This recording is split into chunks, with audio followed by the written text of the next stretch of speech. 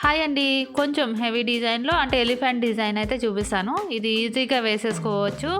ఇది డిజైన్ అయితే నేను డ్రా చేస్తున్నాను. ఫ్రీ హ్యాండ్‌తో వేసేస్తున్నాను. ఇలా వేయలేని వాళ్ళు మాత్రం కార్బన్‌తో లేదంటే ట్రేసింగ్ చేస్తారు కదా! అలా వేసుకోవచ్చు. ఈ వైట్ పెన్సిల్ వచ్చేసి గ్లాస్ మార్కర్ అంటే ఇస్తారండి. డిజైన్ వేయడం అయితే అయిపోయింది. ముందుగా అవుట్‌లైన్ అయితే కుట్టుకోవాలి. ఇది 2 వరుసల సిల్క్ దారం ఎక్కించుకోవాలి నీడిలోకి. బేసిక్ స్టిచ్ గొలుసు కుట్టుతో కుడుతున్నాను.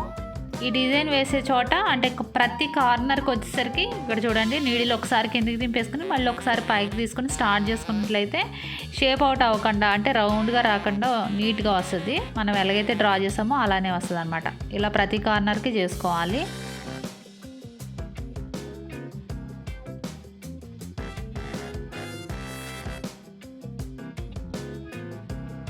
అవుట్లైన్ అంతా కంప్లీట్ అయిపోయింది. లోపల ఉన్న లైన్స్ కూడా మొత్తం సేమ్ స్టిచ్తో కుట్టేసుకోవాలి. ఇక్కడ డబల్ లైన్ వచ్చేలా వేసుకొని ఈ కన్ను దగ్గర మాత్రం ఒక్క చైన్ వేసుకుంటే సరిపోద్ది. ఇంకొక సిల్క్ దారం ఒక 4 వరుసల వరకు నీడిలోకి ఎక్కించుకొని ఇది రన్నింగ్ స్టిచ్ వేసుకోవాలి. లైన్స్ ఏమీ వేయలేదు, నార్మల్గా వేసేస్తున్నాను. ఇవి క్రాస్గా వచ్చేలాగా వేసుకోవాలి. ఒకటే లైను ఇంకా పక్కనే దగ్గరగా ఫిల్లింగ్ స్టిచ్లా రావాలన్నమాట. మొత్తం ఫిల్ చేసేసుకోవాలి సేమ్ దారంతో. ఒక లైన్ స్టార్ట్ చేసుకున్నామంటే ఇంకా దాన్ని బేస్ చేసుకొని ఇంకా అదే క్రాస్ మెయింటైన్ చేయాలి.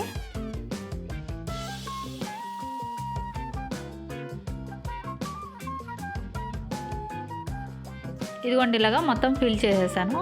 ఇక్కడ చిన్న లైన్స్లా వేసుకుంటే సరిపోద్ది. ఇది పన్ను అనమాట. లైన్స్లా వేసేసాను అంతే, ఫిల్ చేసుకుంటే చాలు.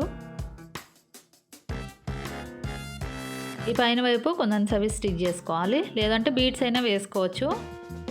వెనక సైడ్ బాక్స్ ఉంది కదా, ఇందులో ముడికుట్టు వేసుకోవాలి. అంటే ఒక్కొక్క లైన్లా వేసుకోవాలన్నమాట. ఇది దగ్గరగా వేసుకుంటే ఒక లైన్లా ఫామ్ అవుతుంది. చూడండి ముడికుట్టు తెలుసు కదా, నేను చాలాసార్లు చూపించాను. ఇది విచ్చి దారం తీసుకున్నాను. సిల్క్ దారం అయితే ఒక 8 వరుసల వరకు తీసుకుని సరిపోద్ది. ఒకసారి రోల్ చేశాను అనమాట. సిల్క్ దారం అయితే 2 టైమ్స్ రోల్ చేయాల్సి ఉంటుంది.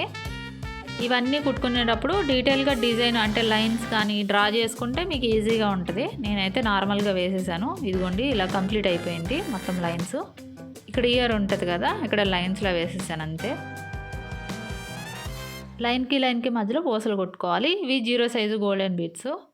కాటన్ దారంతో కుట్టుకోవాలి. 2 వరుసలు కాటన్ దారంతో మధ్యలో టాకాలు వేసుకున్నట్లయితే పైకి లెగకుండా ఉంటుంది.